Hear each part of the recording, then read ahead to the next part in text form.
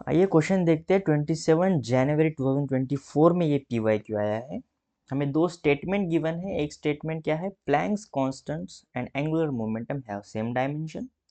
और next statement यानी दूसरा स्टेटमेंट क्या कह रहा है, linear momentum and moment of force have same dimension.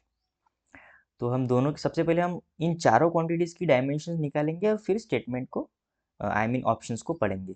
ठीक है। सो सबसे पहले प्लांक कांस्टेंट क्या होता है। प्लांक कांस्टेंट के लिए हमें फार्मूला पता है, E is equals to H mu. E is the energy, H is the Planck constant, mu is the frequency. So यहाँ से अगर मुझे एच का डायमेंशन चाहिए तो मैं इसे E बाय म्यू लिख सकता हूँ। E का डायमेंशन यानी एनर्जी का डायमेंशन हमें अब रटा हुआ ही है, 1 इन मास, 2 in length, minus 2 in time. और जो फ्रीक्वेंसी का डायमेंशन होता है वो होता है 1/t यानी 1 टाइम।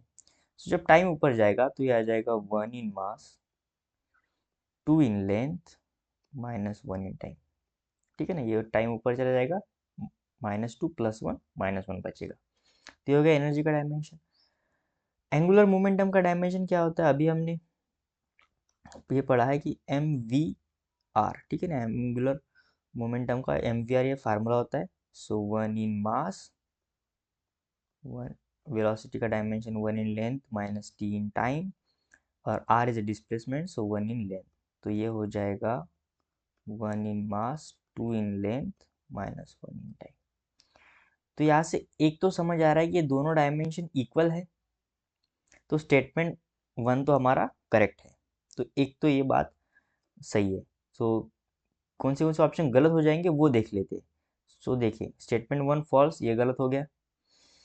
और बोथ स्टेटमेंट 1 एंड 2 फॉल्स, ये भी गलत हो गया। अब बचा ए और सी में दोनों में से एक होगा। ठीक है।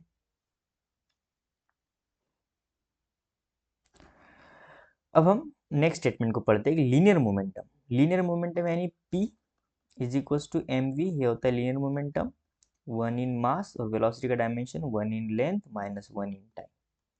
ये हो गया मोमेंटम का डायमेंशन, लीनियर मोमेंटम का डायमेंशन। अब मोमेंटम ऑफ फोर्स क्या होता है। मोमेंटम ऑफ फोर्स का डायमेंशन एनर्जी के डायमेंशन के इक्वल होता है, टॉर्क के डायमेंशन के इक्वल होता है, हम इसे टॉर्क भी कह सकते हैं। सो मोमेंटम ऑफ फोर्स का डायमेंशन होता है एनर्जी के डायमेंशन की इक्वल, यानी 1 इन मास, 2 in length, minus 2 in time, जो कि ये इक्वल नहीं है। So statement 1 is true and statement second is wrong. So statement 1 is true, second is wrong. So option A is the right answer of this question.